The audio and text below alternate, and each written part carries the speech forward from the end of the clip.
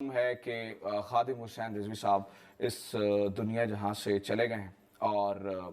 اپنے پیچھے کوئی میراث چھوڑ گئے ہیں جس کے بارے میں بتانا آپ سب کو بہت ضروری ہے. ان کے سب سے پہلا پوائنٹ نمبر 1، انہیں یہ کہا جا سکتا ہے کہ وہ فورس دیوائے ختم نبوت کے لیڈر تھے. مثال دیتا ہوں کیسے. جب کبھی پاکستان میں ختم نبوت کے لحاظ سے کوئی بھی ایسی شک یا کوئی بھی ایسا کام کرنے کی کوشش کی جاتی تھی یا کوئی ایسا بیرونی ایجنڈا فالو کرنے کی کوشش کی جاتی تھی، اور آپ کو سب کو معلوم ہے کہ پاکستان میں فنڈنگ ہوتی ہے اس چیز کی. میں کسی کے اوپر الزام نہیں لگا رہا کہ فلاں کرتا ہے یا فلاں کرتا ہے یا فلاں جماعت نے پیسے لیے یا فلاں جماعت نے پیسے لیے یا ان کے یہ مقاصد تھے، لیکن اس بات کا تو سب کو معلوم ہے کہ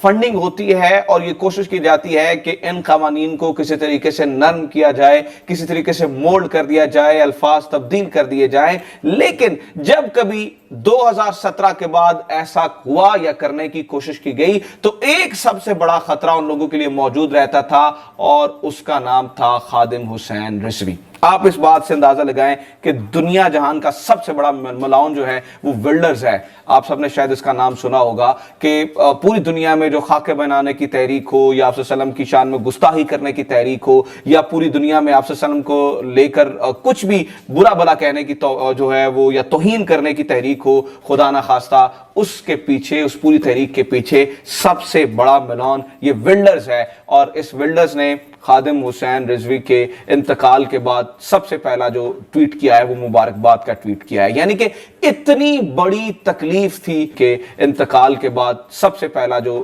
ٹویٹ کیا ہے وہ مبارکباد کا ٹویٹ کیا ہے. یعنی کہ اتنی بڑی تکلیف تھی خادم حسین رضوی کی پاکستان میں. یعنی کہ اب میں آپ کو جو اپنا پہلا پوائنٹ دوبارہ سے سمجھانے جا رہا ہوں کہ اگر پاکستان میں کچھ بیرون ممالک سے فنڈنگ کرنے والے لوگ بیٹھے تھے جو یہ چاہتے تھے کہ یہاں پر جو